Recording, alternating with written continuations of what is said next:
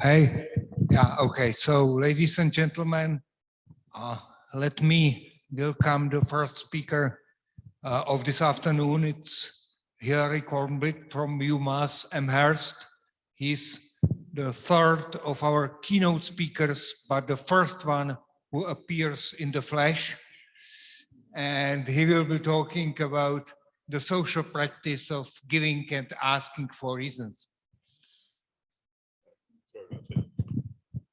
Don't think I've been introduced in quite that way ever before.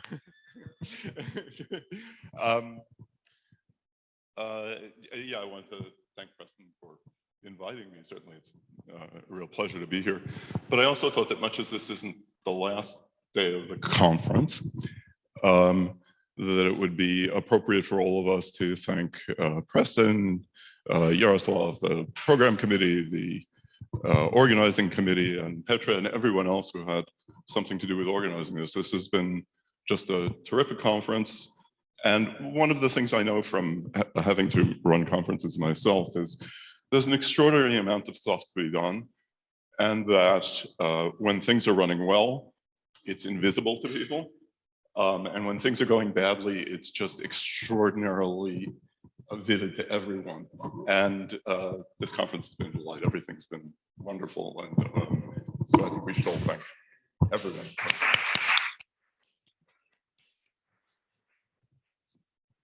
So I want to talk about the epistemology of the social practice of giving and asking for reasons.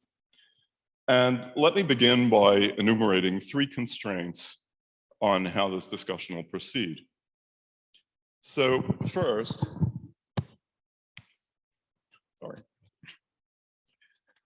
I want to provide a social perspective on this practice. And that such a perspective is required may seem obvious. I mean, we're talking about the social practice of giving and asking for reasons after all. But many philosophers have in practice rejected this way of proceeding. The history of analytic epistemology has been dominated by an individualist perspective. And there's no doubt that this perspective has proved illuminating for many issues. But for far too long, social factors in the acquisition, retention, and revision of belief have been ignored. This has begun to change in a significant way in the last few decades. But even now, much of the discussion which goes under the heading of social epistemology has maintained an individualist perspective. Consider, for example, the literature on the epistemology of testimony. Testimony seems to be a social phenomenon. It involves the imparting of information from one individual to another. But one way of thinking about this phenomenon treats testimony as one more bit of evidence which an individual may respond to in an epistemically appropriate way or not. And on this way of thinking about testimony, which I think is actually appropriate some of the time, what individuals say to one another is no different in kind, from an epistemological point of view, from readings of thermometers. Such readings may be good indicators of various states of the world or not. Those who view thermometers may have reason to take these readings at face value or not. Thermometers may be treated by those who see them in ways that appropriately take account of epistemically relevant factors or not. And when testimony is treated in this way, when the epistemology of testimony is assimilated to the epistemology of thermometers and other measuring instruments, it's removed from the social sphere, and this treatment portrays its social character as epistemically irrelevant. So my suggestion that we should view the social practice of giving and asking for reasons from a social perspective is far from trivial. I just want to say a couple of things about how extraordinarily conservative the field of analytic epistemology has been. So there are a number of different dimensions to this. I mean, from the beginnings of analytic philosophy and say with Frege. Frege, of course, famously addressed a debate in the German-speaking world about psychologism, with Frege and Husserl taking the anti-psychologistic side. And the effect of this was that analytic philosophers viewed epistemology as dealing with certain kinds of arguments, and you evaluate the argument as good or bad. by the standards of logic, or later by the standards of logic and the theory of probability. But it took epistemic evaluation out of the, for example, psychological dimension, where there are psychological processes going on in people, which you might think are epistemically relevant, and just de-psychologized it and turned it into an evaluation of, argument.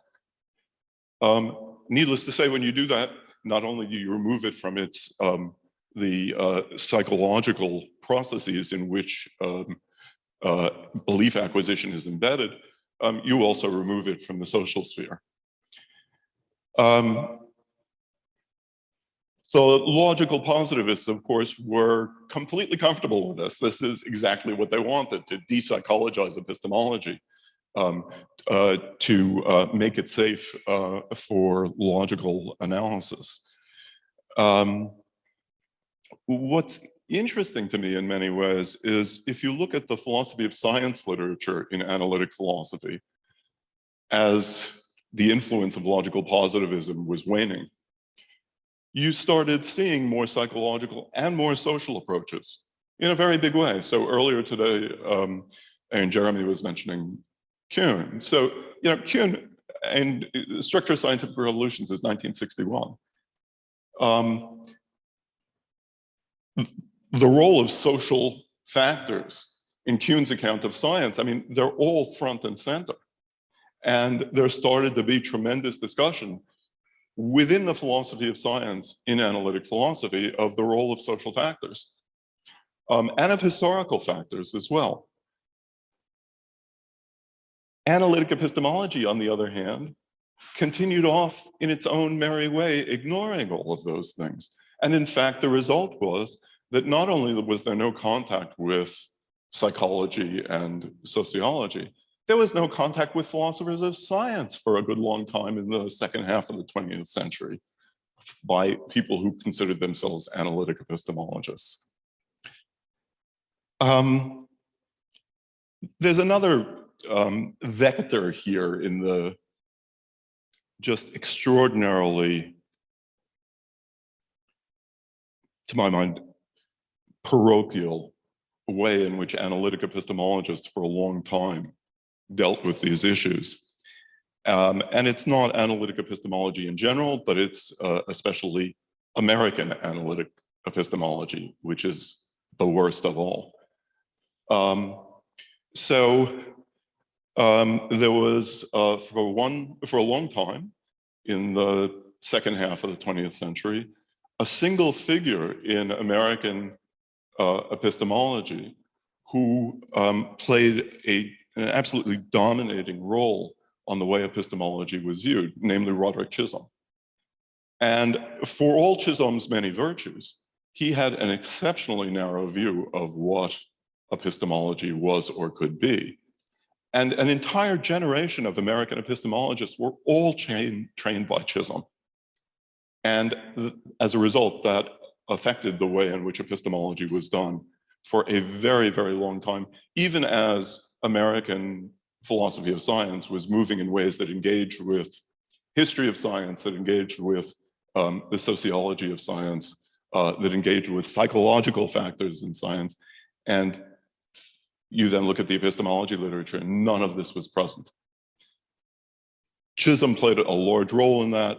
The just extraordinary fixation on the Gettier problem for more than a decade just took epistemologists away from dealing with any of these factors in which knowledge is actually situated and which is crucially relevant to the evaluation of epistemic merit.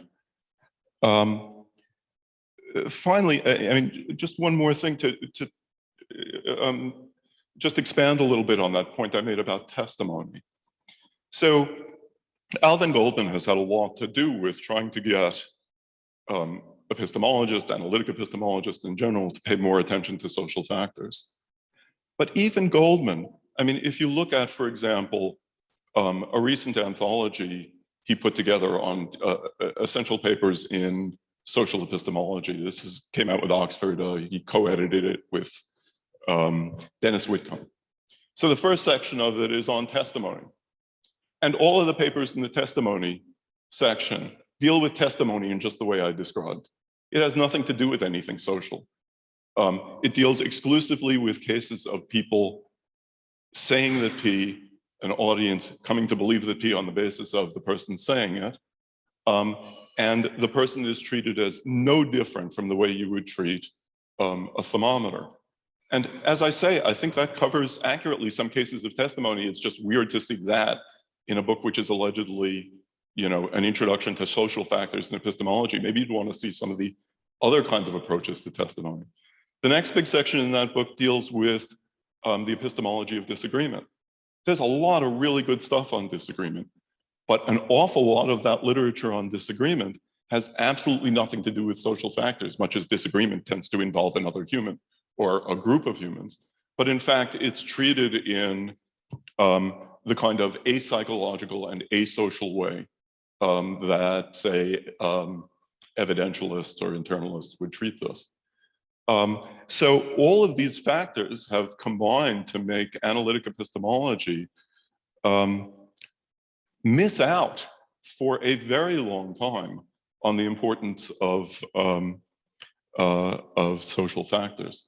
I should also add that analytic epistemology and analytic philosophy from its earliest days had strong reductivist inclinations.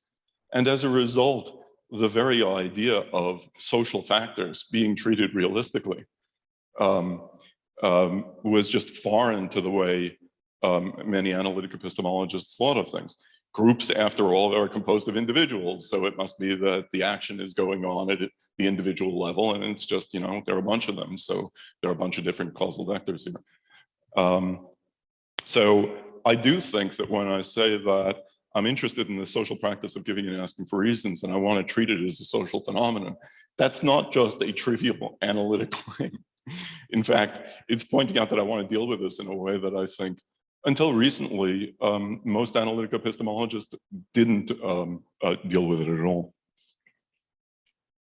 So second, I want to look at the philosophical upshot of empirical research on this social practice.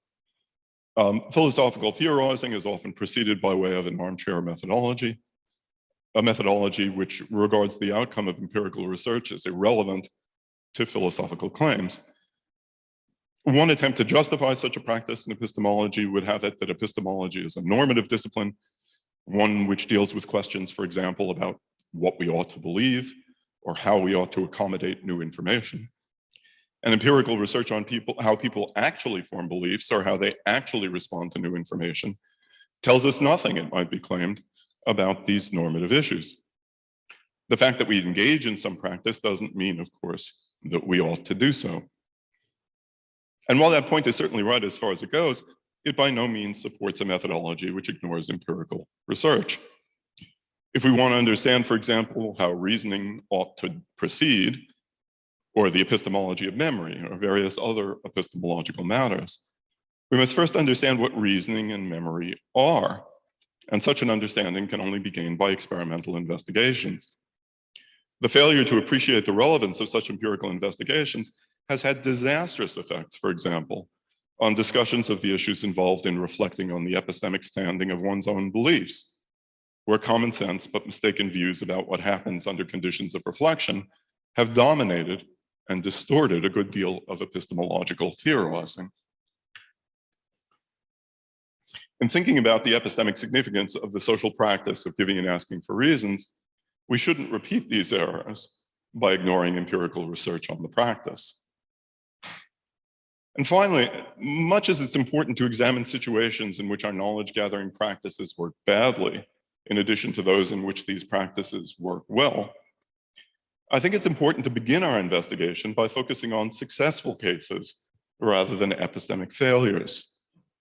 Here too, this cuts against the grain of a good deal of work throughout the history of epistemology. That history is dominated by a focus on worries about skepticism, along with an attendant preoccupation with understanding the epistemology of beliefs formed in such hostile conditions as are produced when one's subject to the influence of an evil demon, hell-bent on deceiving one at every turn. or when one's brain is removed from one's head and floated in a vat of chemical nutrients and fed a steady diet of electrical impulses similarly designed to mislead. There's something odd about epistemologists' persistent focus on such situations at the start of their theorizing about the nature of knowledge. It's as if they think that the best way to understand what knowledge is involves looking at situations in which all knowledge is not only nowhere to be found, but in which its acquisition is made impossible. The approach I favor instead involves trying to understand the nature of knowledge by looking at situations in which subjects are successful in gaining knowledge.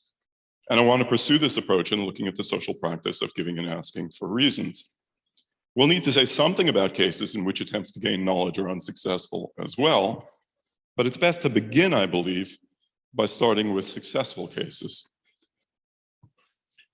So given these constraints, I'm going to look at the phenomenon of group problem solving as illustrative of the social practice of giving and asking for reasons. Groups regularly engage in a cooperative enterprise of problem solving, both in formal settings, such as scientific research groups, and informal settings, as arise when a group of friends try to decide where to go for dinner or what movie to see. There's a robust result which has been repeatedly documented in the empirical literature on this phenomenon. It's been mentioned a number of times in the past few days, that groups regularly outperform their highest performing member, right? I mean, you might have thought when groups get together, you know, if there's one person who understands a certain problem and how to do it, then as long as they can explain it to everybody else, then it's all good. But the research shows actually that groups don't just perform at the level of their highest performing member, they outperform their highest performing member.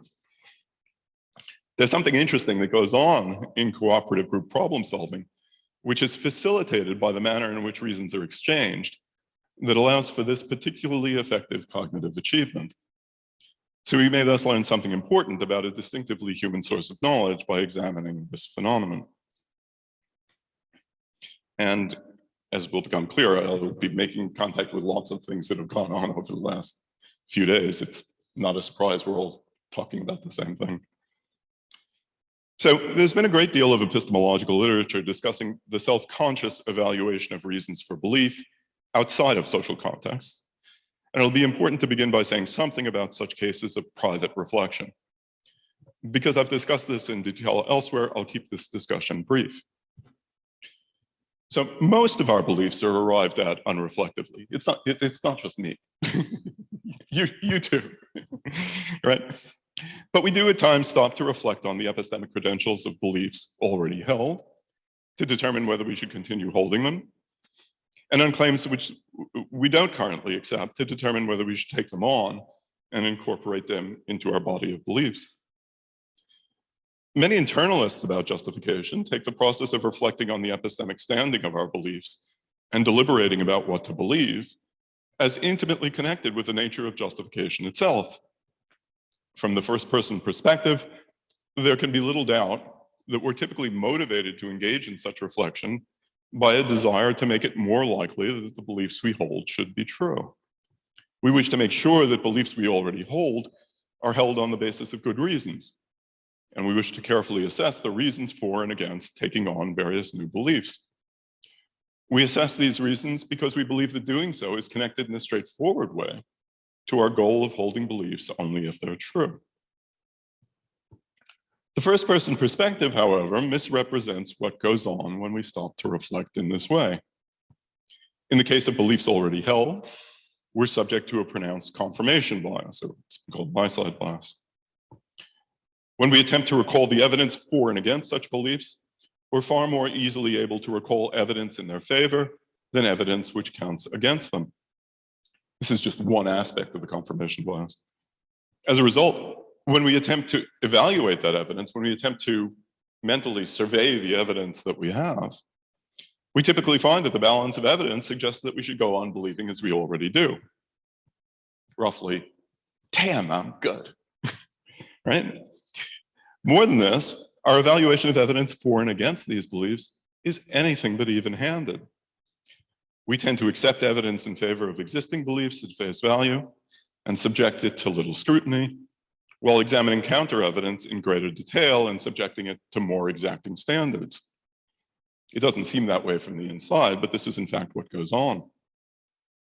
No wonder then that reflecting on the epistemic standing of beliefs already held tends to lead to greater confidence in those beliefs than we had prior to the act of reflection. Unfortunately, however, this greater confidence is not accompanied by greater reliability. The act of private reflection is put to work on the project of locating our errors, but the way in which it works makes it singularly ill-suited to that task. Reflective evaluation of reasons for beliefs faces problems as well when it's directed at beliefs we might take on rather than beliefs already held. When we stop to reflect on the evidence for and against a prospective belief, we cannot possibly bring all of the relevant evidence to mind.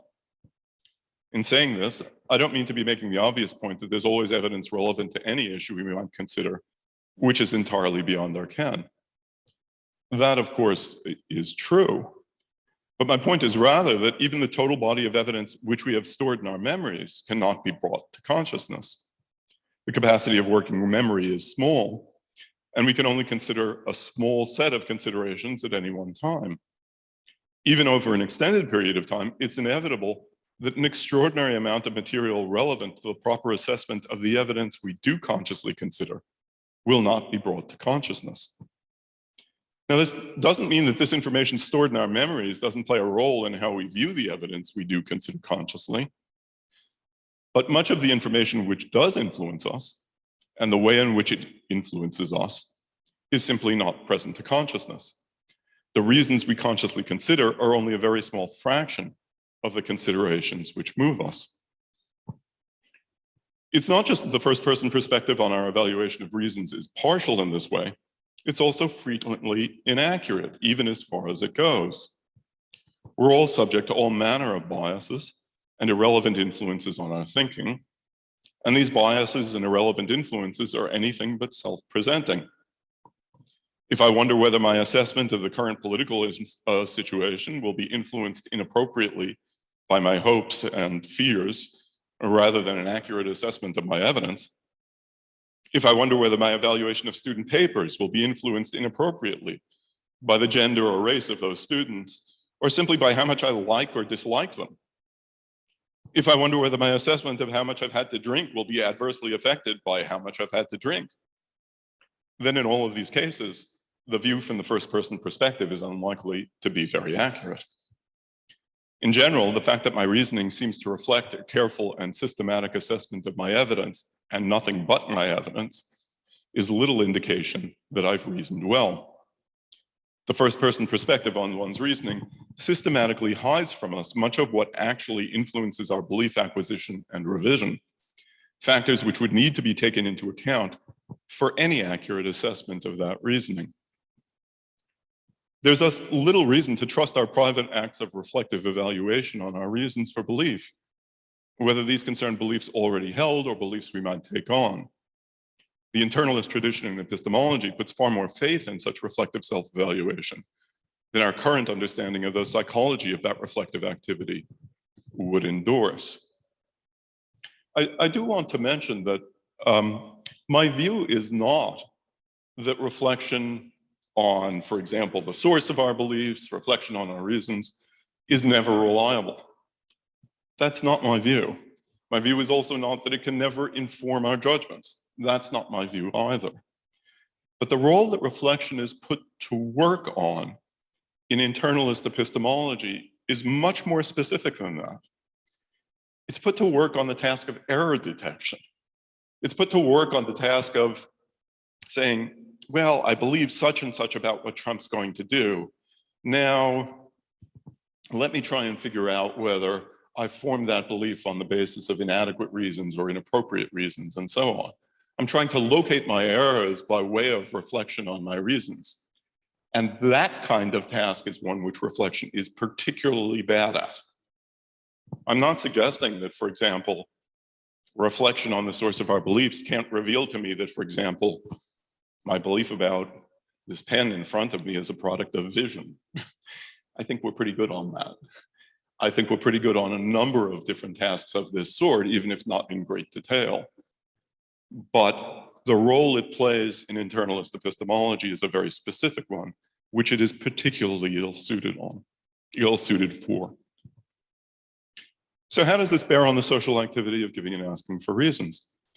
If the private assessment of our reasons is as bad as I've suggested here, what implications does this have for the exchange of reasons which goes on in interpersonal context? Is there any reason to think that the social exchange of reasons provides us with better purchase on the truth than the private first personal assessment of reasons beloved by internalists? So I turn to those questions now. And here I'm going to be appealing to something we've been talking about quite a bit, merci and Sperber. Some of it will inevitably be repetitive, but since I have a slightly different take on this than a number of the suggestions that have been made about it so far, I'm not going to rush through it too much. So Mercier and Sperber address these issues by placing them in evolutionary perspective. Our capacity to reflect on our mental states is the kind of sophisticated cognitive capacity which cries out for evolutionary explanation. If one thought, as common sense and the first-person perspective on deliberation suggest, that such aids in the production of more accurate beliefs and more effective decision, that such reflection aids in the production of more accurate beliefs and more effective decisions, then the function of our reflective capacity would be obvious. And if reflection did function so as to lead to more accurate beliefs and to behavior which more effectively satisfies our biologically given needs, then there'd be a selective advantage for creatures possessing such a capacity. In short, there'd be a straightforward adaptationist explanation for the existence of the capacity to reflect on our mental states, and with it, the capacity to reflect on our reasons for belief and action. But as Mercier and Sperber point out, and for just the sort of reasons I just discussed, private reflection doesn't in fact have the kinds of systematic beneficial effects on belief acquisition, retention, and revision that are necessary to support an adaptationist explanation of its existence. It can't be that the function of our capacity to reflect on our mental states is to improve cognition and behavior as a result of private deliberation, when such deliberation doesn't have those very effects often enough. The adaptationist explanation for our capacity to reflect on our mental states is thus a failure, so long as we suppose that this capacity was selected for private reflection. And this raises a puzzle. If the capacity to reflect on our mental states wasn't selected for its use in private reflection, what was it selected for? What's its function? And of course, you know where Mercier and Sperber are going with this. I do want to say, it's not as if Mercier and Sperber or I think that every feature of human beings requires an adaptationist explanation. That's obviously wrong. But it would be quite shocking to discover some complex internal organ, for example, that didn't either have a straightforward adaptationist explanation, or alternatively, it once had a significant adaptive role to play, and now, although it doesn't play that role anymore, it at least does no harm, and so it hasn't been driven to extinction. Or it's a byproduct of various other things which have an adaptationist explanation.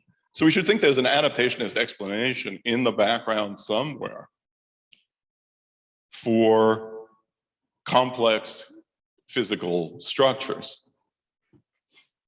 At least we should think that's the first place to look for an explanation of what the thing is, what it does, what its function is. And much as this is clearly true, and it's clearly the way in which anatomy and physiology have worked, and which has been so successful in understanding the nature of human biology and animal biology generally, it applies equally well to complex psychological capacities as well.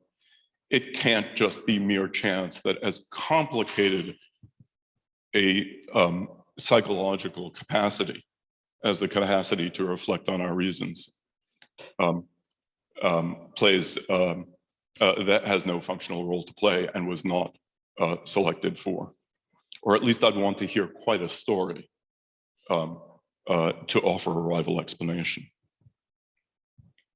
So what Mercier and Sperber suggest, of course, is that the capacity was selected for its use in cooperative problem solving rather than private reflection. More than this, as they argue, some of the very features of the processes which go to work when we stop to reflect, which make it unreliable when we engage in private deliberation, actually serve to contribute to greater reliability when they're conscripted for service in cooperative social contexts. So the focus on cooperation, as Jeremy was emphasizing earlier today, is obviously front and center in Mercier and Sperber, but it's not as if they see the explanation of the adaptive function as merely getting us all to believe the same thing. Because of course, are all believing the same thing if the thing we believed was not even close to true, wouldn't serve our cooperative activities in getting done what it is we're trying to cooperate on.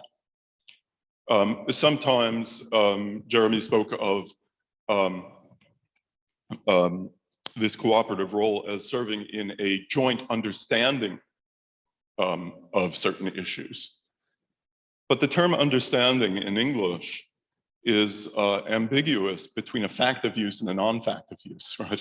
I mean, we can talk about my understanding of this is such and such, where it's not assumed that I'm presenting it as true. I'm just saying, here's what I think. Maybe you think something different. But on the other hand, we sometimes say, this person doesn't understand something. They have all sorts of false beliefs about it. And their talk of understanding is factive.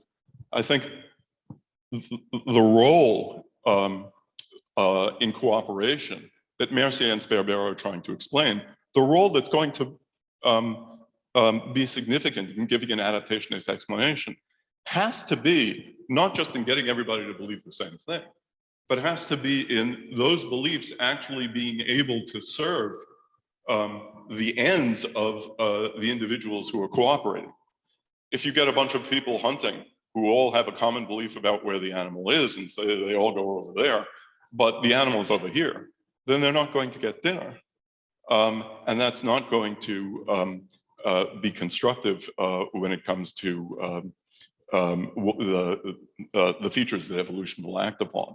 It's got to be that these cooperative activities often enough are successful in allowing the individuals with these beliefs to successfully satisfy the desires which drive them. So consider the problems that arise as a result of confirmation bias. We've talked about this. When a solitary thinker attempts to check on the epistemic standing of their existing beliefs. Because I'll better be able to remember evidence in favor of my existing beliefs than evidence against them. And because I'll be strongly disposed to subject evidence against my existing beliefs to careful scrutiny while taking evidence in their favor largely at face value, my private scrutiny of the epistemic standing of my own beliefs is likely to result in reaffirming my confidence in whatever I already believed, whether or not my reasons for holding it were in fact good reasons, and whether or not I arrived at the belief in a reliable manner.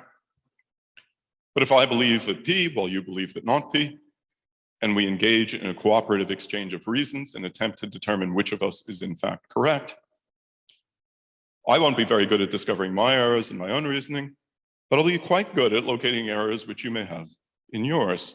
And similarly, you won't be very good at detecting your own errors, but you'll be quite good at locating difficulties in the reasons I offer in favor of my view of the matter. Ladislav pointed out earlier that there are biases in the evaluation of arguments just across the board on this view, and that's true. But this idea of competing biases compensating for one another is what makes this this whole thing work. The evidence that Ladislav cited the other day of the ways in which individuals will badly assess the arguments on the other side is quite right. There's a lot of experimental work on this. You cited some stuff by Jonathan Barron, some other papers, I forget which ones. But there's some stuff by Nisbet and his colleagues on this. But the difference between those experiments and what Mercier and Sperber are doing is this. If you find out I believe that P, and then you show me, you give me a little passage showing that there's evidence that not P, and then you ask me afterwards what I now think, then I won't assess that argument fairly. The confirmation bias will go into effect. I'll find some prima facie methodological problem with it, at least if it's presented in the appropriate kind of way. And I'll go on my merry way. In fact, there tends to be, in situations like this, my confidence will actually increase. Roughly, if that's what the other side thinks, then there's even more reason to believe I was right in the first place. But notice that those experiments that show the biased assessment of the argumentation are ones where I'm given the argument on a piece of paper. And when I misassess the quality of argumentation and I present some prima facie but pretty thin challenge to it,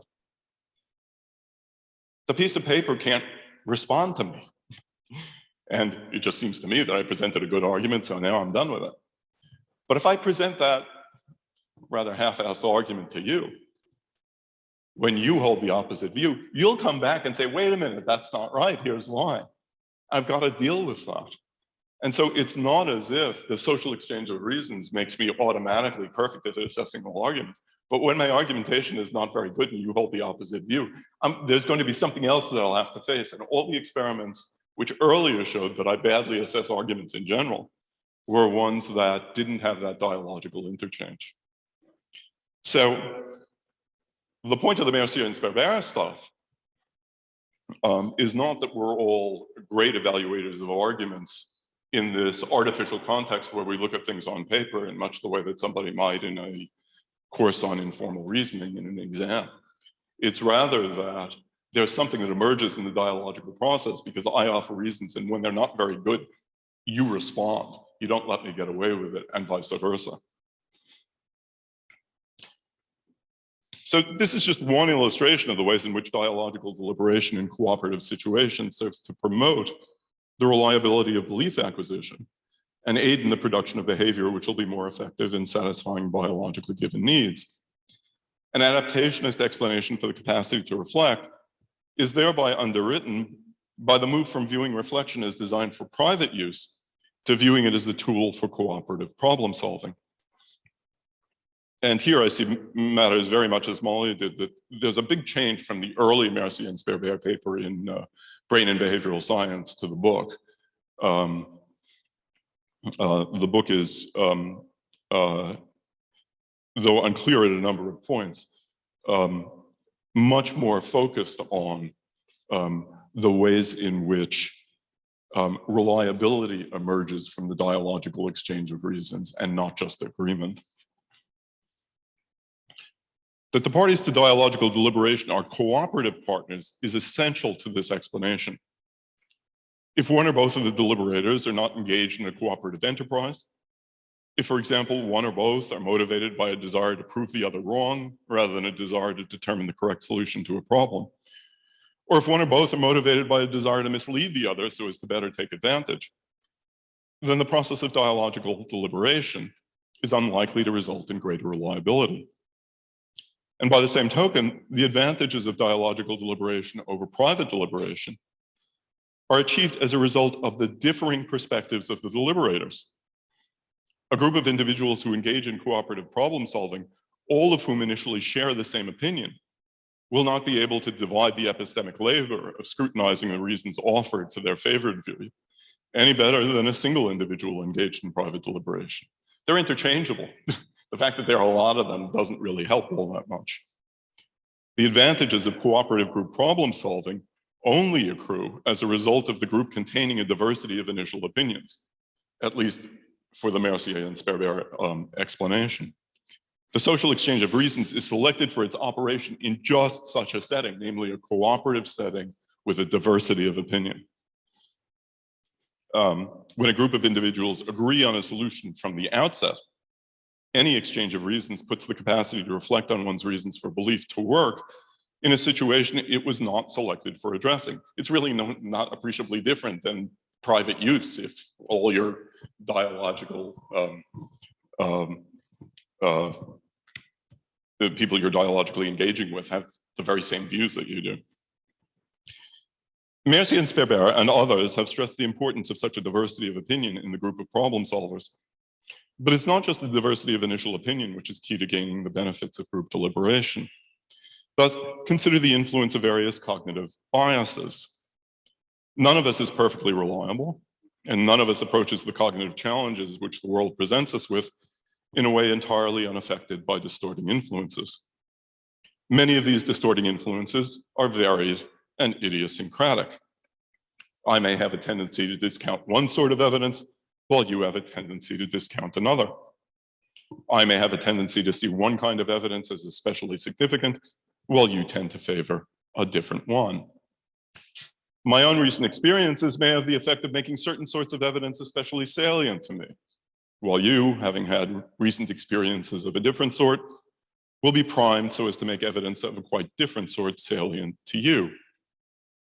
In each of these kinds of cases, the very same benefits which accrue to deliberators who differ in their initial view of the solution to the problem will also accrue to groups whose biases are varied and idiosyncratic.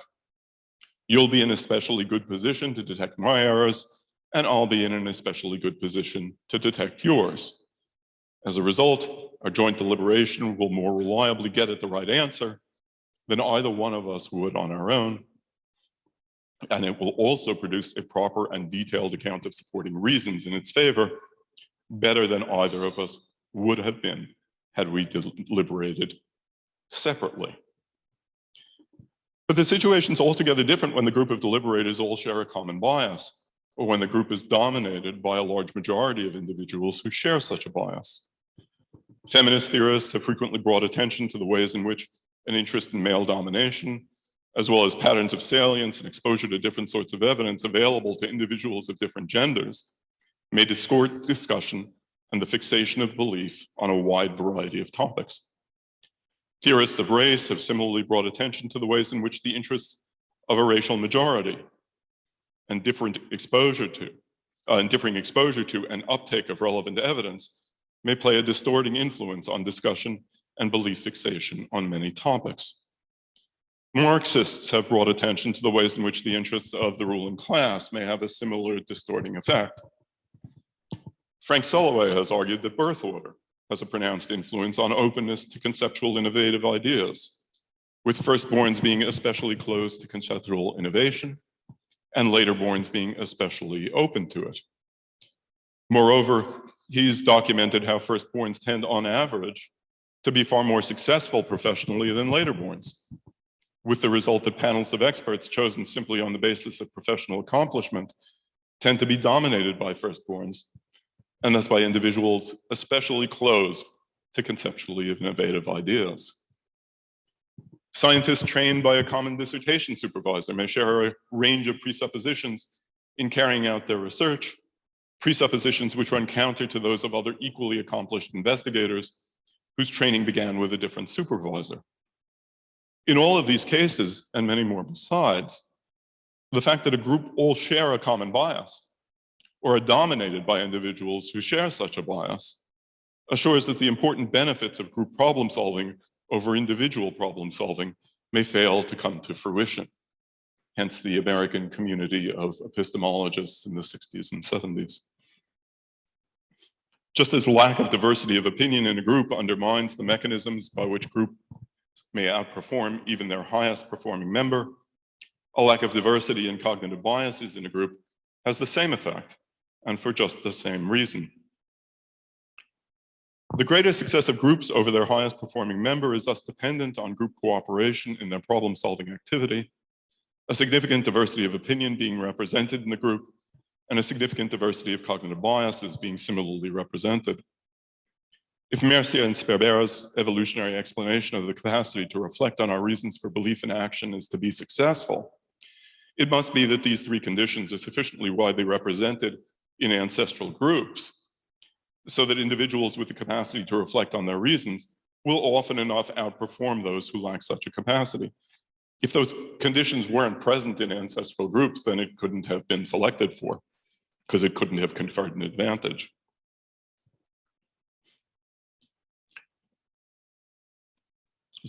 So unless the capacity to reflect on our reasons had such an effect on ancestral populations, it wouldn't confer the selective advantage on those individuals, and it couldn't have had the function which Mercier and Sperber attribute to it. More than that, without such an effect on ancestral populations, the presence of such a capacity in the current human population would remain unexplained. So I thus turn to the question of whether there's reason to believe that these three conditions were often enough satisfied in ancestral populations. Wait, excuse me, when am I supposed to stop?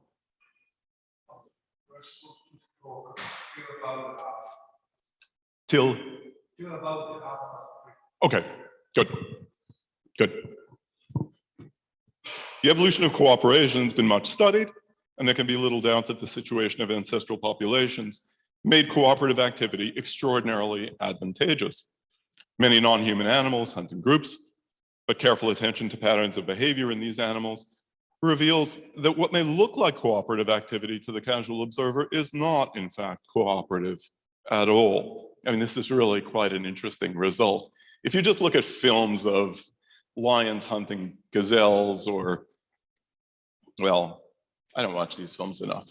Various predators hunting various appetizers and main courses on the hoof. It sure looks like cooperative activity. I mean, you get pincer movements and so on. But in fact, it really isn't. So here's Michael Tomasello on this. He says, children create with a partner a joint we that pursues a joint goal, which naturally includes that each partner has their own individual role to play. Whereas the group action of apes are all about individuals achieving their individual ends in group context. They're using one another as social tools. In their early joint intentional activity, children and their partners decide to do something different. They decide to do something together. In forming this partnership, each individual voluntarily makes herself cooperatively dependent on the other. I mean, what Tomasello claims and documents at great length is that it's not genuinely cooperative activity in these other animals. It's using one another as social tools, but it's not cooperative. So that cooperative activity offers substantial benefits over activity motivated entirely by narrow self-interest, and that the ancestral environment offered ample opportunity for the exercise of cooperative inclinations is beyond dispute.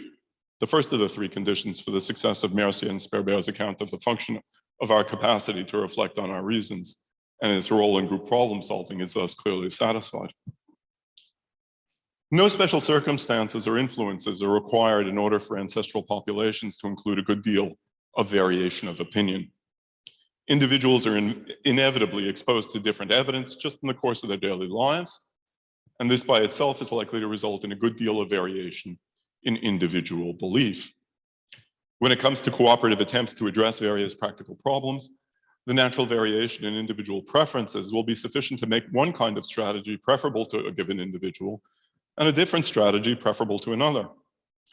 Group discussion of the advantages and disadvantages of each strategy are then required to settle on a preferred strategy for the group. The point here is not that there's variation in belief about every question which might arise, or that there are no common preferences across different members of a group. Rather, all that needs to be shown is that the variation in individual belief and preference is very far from a rare phenomenon, and thus it's sufficiently common to satisfy the conditions necessary for the group exchange of reasons to be productive. In particular, that it be more productive than what results from individuals dealing with these situations alone. So this condition too is clearly satisfied. And then the third condition, that there be substantial variation in cognitive biases, is easily seen to be satisfied as well. Here too, Mercier and Sperber's approach doesn't require that there are no cognitive biases which are widely shared, or even that there be few such biases. Nor does it require that there be no situations, or few, in which group problem solving takes place, where some single cognitive bias is almost universally shared among the members of the groups attempting to work cooperatively. All that needs to be shown is that there is likely to be sufficient variation in cognitive biases to provide an environment in which the group exchange of reasons will very frequently be more productive than having individuals address the problems which arise on their own. And here too, the inevitable variation in the evidence available to different agents will result in variation in background beliefs brought to bear on problem solving, and the various random factors which influence patterns of salience, and with that patterns of bias processing of information, will make for sufficient diversity in cognitive biases so that group problem solving will often enough take place in an environment that makes it likely to outperform any individual group member. So there's every reason to believe that the conditions required to fund Mercier and Sperber's explanation of the origin and function of our capacity to reflect on our reasons for belief and action were amply met in ancestral environments. How does group problem solving and the social exchange of reason work in our current environment? What are the forces which function to make group problem solving successful? And to what extent are these forces at work in actual cases of group problem solving? I want to look at both formal settings and in particular scientific research groups, as well as informal settings involving discussion among a group of friends or neighbors. And in particular, I want to talk about features of scientific research groups which are different from the way it was spoken about earlier today, as if the moral from Kuhn is that there is tremendous agreement within the entire scientific community, pretty much on everything. There is tremendous agreement on a lot, which is necessary for any productive work, but it's also tremendously important that there be sufficient variation for the kinds of things that Mercier and Sperber are talking about to go to work. Scientific research groups share a common purpose, and the welfare of individuals within such groups is closely tied to the welfare of the group. To a first approximation, when the group is successful in its intellectual activity, the members of the group benefit, and when the group is unsuccessful, the members of the group are disadvantaged. This provides a substantial incentive for cooperation within such groups. But the motivation for cooperation is enhanced by the fact that there's substantial competition among different research groups. A research group benefits not simply by coming to recognize the correct solution to an intellectual problem, but by being the first to recognize that solution. The social organization of the wider scientific community thus plays an important role in shaping the success or failure of scientific research and the efficacy of the social exchange of reasons. So Philip Kitcher has investigated one important factor in the success of the wider scientific community: the way in which different research groups addressed to a common problem place their bets, as it were, on different hypotheses. Imagine a scientific community organized into research groups, with each such group working on some common problem. Imagine as well that each such research group is ideally rational, whatever you mean by that. Assume they're like that. And that they're all acquainted with exactly the same evidence. As a result, if there are a number of viable hypotheses worthy of investigation, each research group will agree on the probability that each of the viable hypotheses is correct. So let us suppose as well that any given research group can evaluate and investigate only a single hypothesis at a time. If there were only a single research group to address the problem at hand, the obvious strategy would be to start by taking the hypothesis which is judged to be most likely to be true given the available evidence as a working hypothesis. Develop that hypothesis as best we can, subject it to rigorous testing, and determine in the fullness of time whether it continues to be favored in light of the totality of evidence one uncovers. But in fact, there's typically not just one, but rather many research groups working on the problem. And if they all adopt this strategy, they'll all be working on developing, testing, and evaluating just one of the many viable hypotheses. And the scientific community would be ill-served by such a distribution of cognitive effort, or by such a needless repetition of cognitive effort.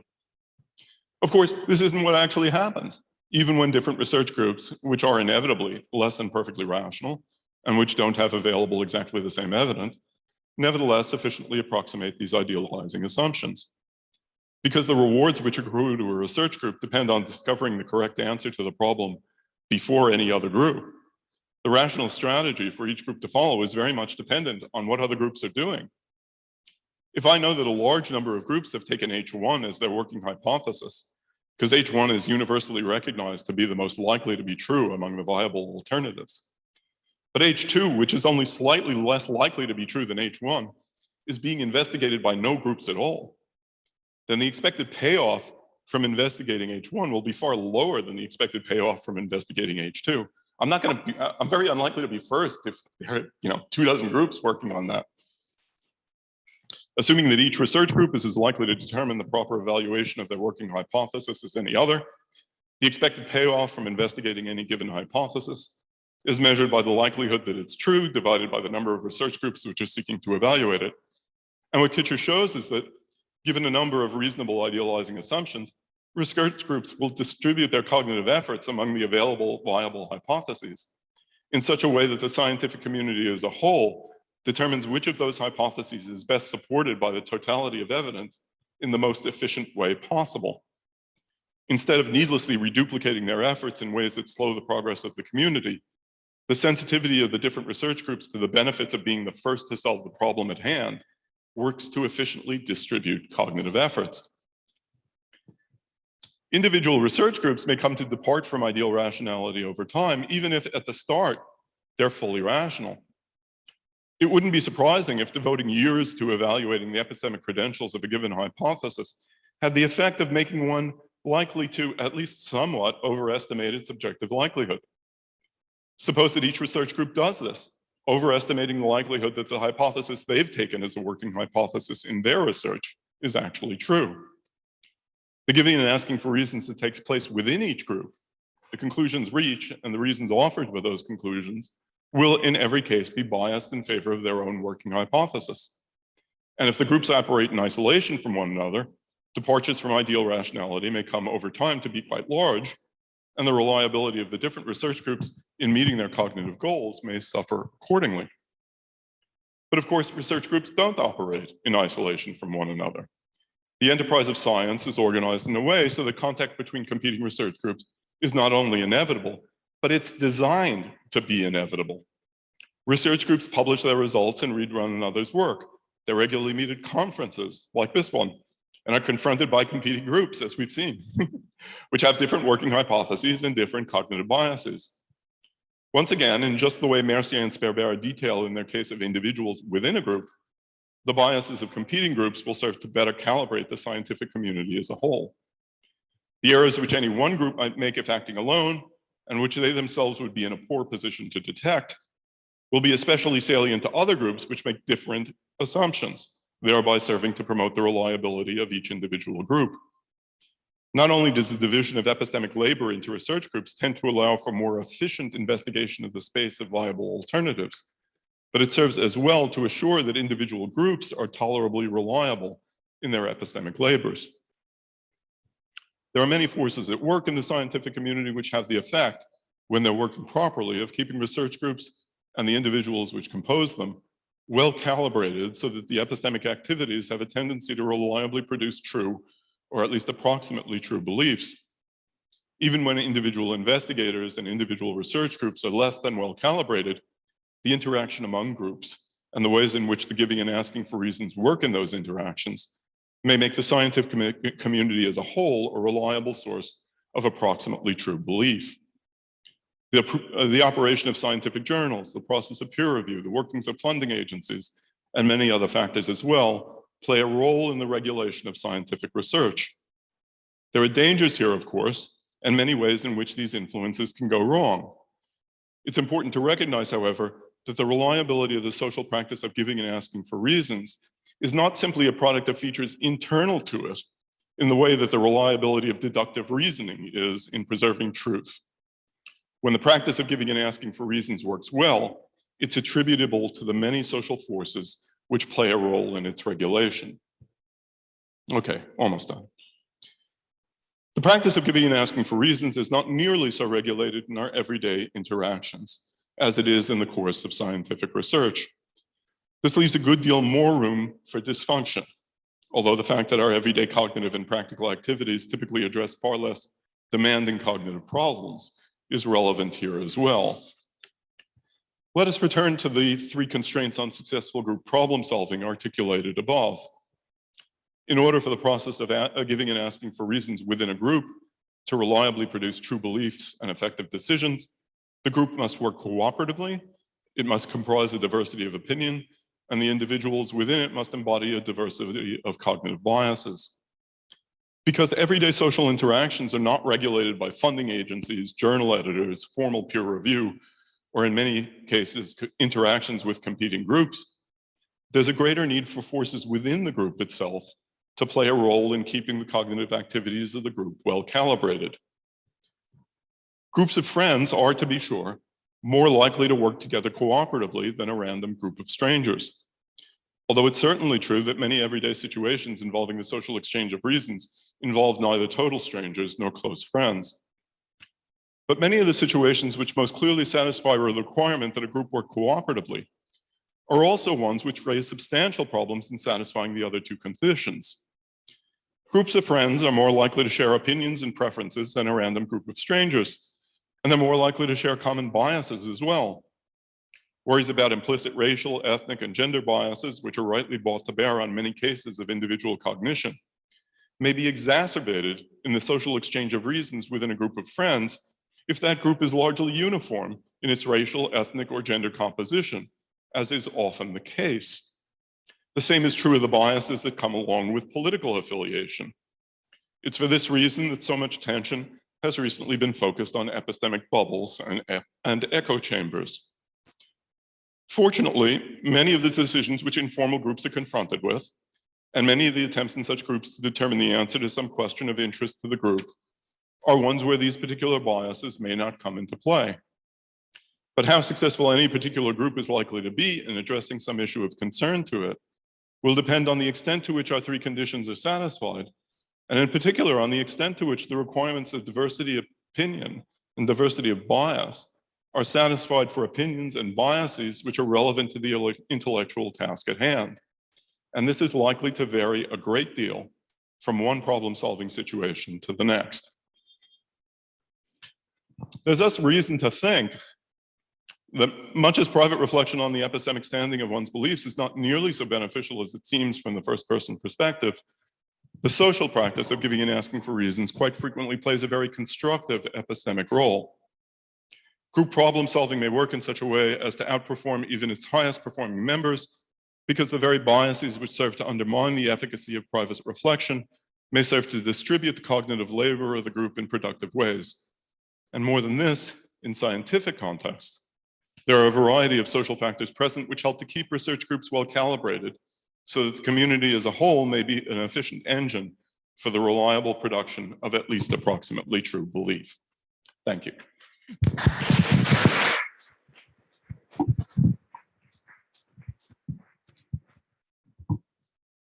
Okay, so we have more than 10 minutes for discussion. Let's see. Oh. I think something needs to happen over It here. looks like someone's put something in the chat. Yeah, thanks. Should I go? Or? All right. So I was wondering. So I think you value truth much more than I do. I think I care less about truth.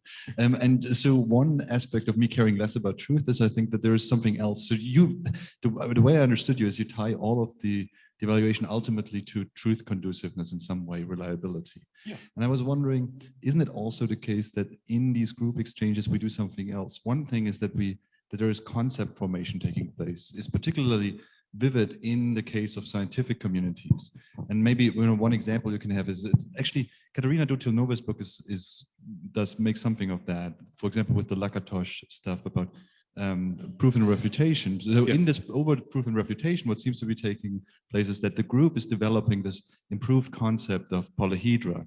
And you might think that that is an epistemic good that is not immediately exclusively tied to truth, but might be an epistemic good over and above mere truth that provides something like understanding, forming the right concepts in order to gain understanding as a group. And that might also be a good that we can achieve in groups. that is not immediately tied to truth. And I was wondering what you think about that. Yeah, right. Good. So I'm a certain kind of scientific realist. And the account I want to give of the very important role of concept formation is going to tie it in a very direct way to issues about truth and approximate truth. So if what you think is that there are natural kinds in the world, then one of the goals of science is to formulate concepts which correspond accurately to the real kinds in nature, not to have merely parochial concepts, merely arbitrary concepts, merely Cambridge kinds. And the reason for this is because it's only by way of getting some at least rough bead on what the real kinds in nature are that one can end up having any kind of understanding of scientific laws, proper explanation of various phenomena, and so on. So what I want to do is take all of those cases of concept formation and tie them down in this kind of way to issues about truth. And bringing Lakatos in is particularly interesting, I think, because one of Lakatos's areas of particular interest was in mathematics. And I recognize that you might reasonably wonder about whether the whether the idea of natural kinds can be extended to that as well. I'll talk to you later about that, just because I think it would take us too far afield. But I've got something to say about that. As you might guess, I want to suggest that there's more hope for that kind of view within mathematics than you might have thought. But I recognize that's going to be one of the, I mean, mathematics in general, logic and so on are, of course, particularly difficult test cases for naturalists about all sorts of things. But yeah, I want to try out some ideas on you having to do with the nature of mathematical explanation and the way in which it's tied into certain kinds of conceptualizations, but not others. Okay, so Ian Derry via Zoom. Hi, sorry, I was just unmuting. Hi, thanks for a wonderful talk. I really appreciated it very much. So I just want to ask you something in terms of my own interest. So it may not relate to what you're talking about. And it relates to how you're discussing reasons. And I had in the back of my mind McDowell in the Dreyfus debate talking about reasons being in play. It's a kind of a more subtle sense of us giving reasons as we might do now in a dialogue. I wondered what you think about what I would consider to be a more inferentialist approach that would look at dialogue in terms of how it facilitates the calibration of concepts and how they function within the dialogue. So if somebody was doing research, of course, they could look at reason giving, but most of the time when people are in dialogues giving their reasons, they aren't their reasons. I mean, that's the kind of thing that Michael Sandel brings out. And it's only through a long process that you begin to really appreciate what your reasons really are. Yes. And part of that process is the concept changing its function during the dialogue without you being totally explicitly aware of that change of function. So you begin to use the concepts you're using in a slightly different way as you adjust to your interlocutor.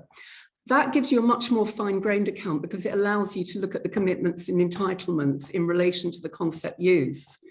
One of the problems of more grand kind of sociological theories, I think, and I've jokingly sort of called it the Yarboo type discussions, you know, I'm for Brexit, you're against it, or whatever, you know, it's the other way around, of course, is that you don't actually get to the social nature of cognition and of knowledge.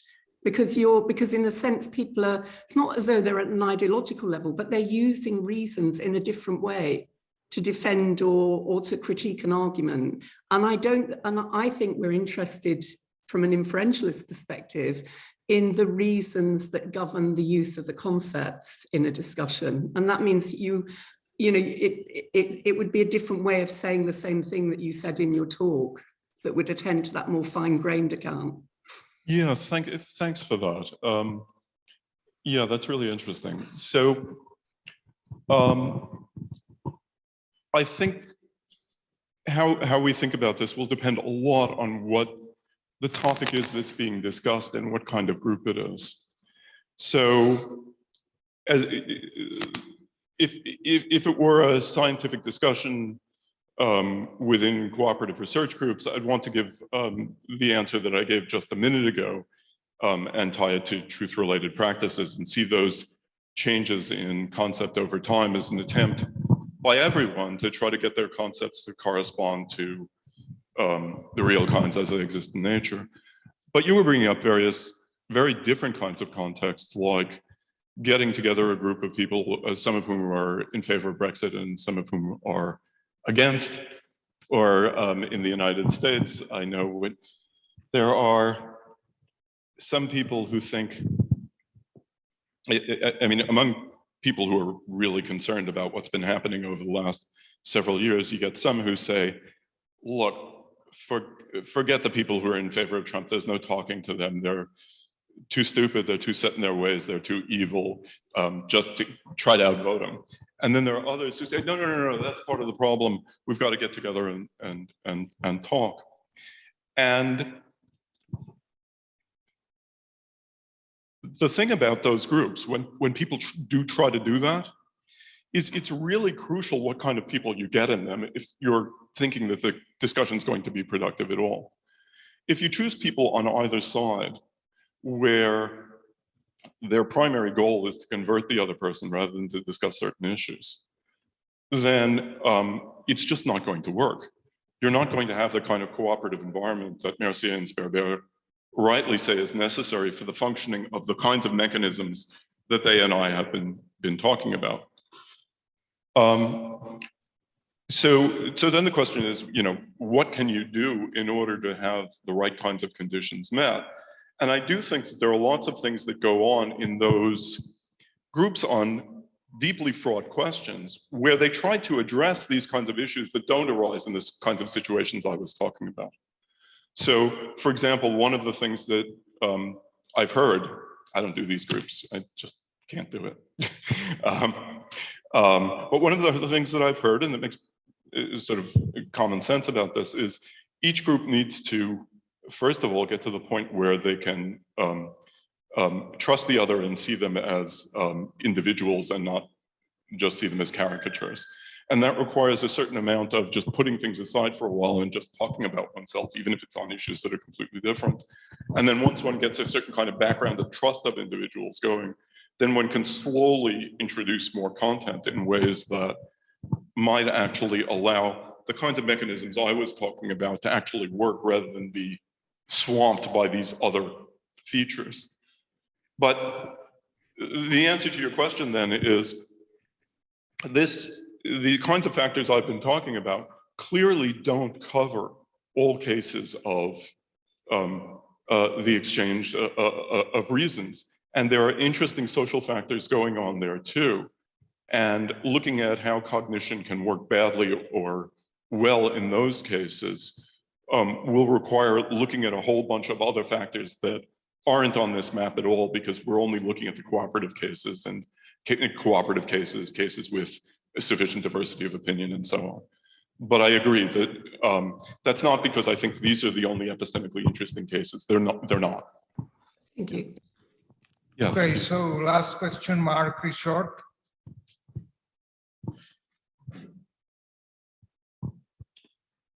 Struggling to unmute. Yes, thank you. I really enjoyed the talk too, and I was very sympathetic with it. And I'll be quick. I'll get quickly to the point. I understand the role of cooperation and what you're saying, but I was surprised by the brightness of the line that you drew between our cooperation and, say, chimpanzee cooperation. And Tomasello is only one side of a debate over those things, and there are other views about cooperation. How important is it that nobody cooperates the way we do for the kinds of issues that you're working with? Or isn't that important? Or am I misreading you? No, it's definitely not a misreading.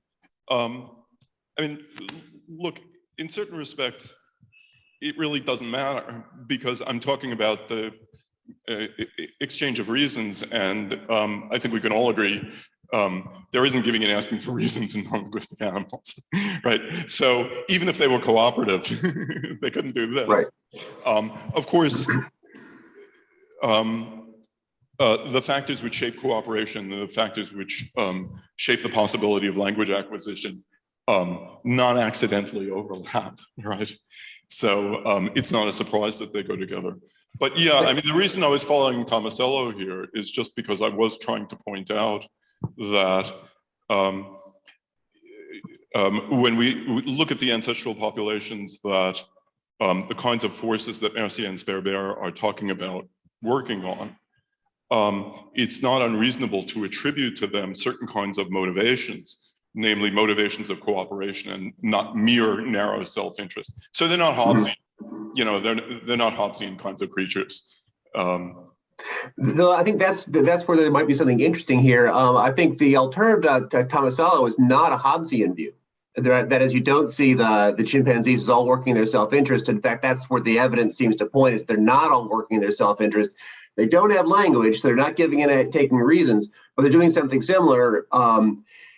But then you open up a space where you might actually have evolutionary precursors or cross-species functional analogs to the epistemic processes that make us better at thinking in groups. It seems entirely plausible to me that social animals are better at responding to their environment, you know, cognitively, what passes for knowledge among the chimpanzees, right?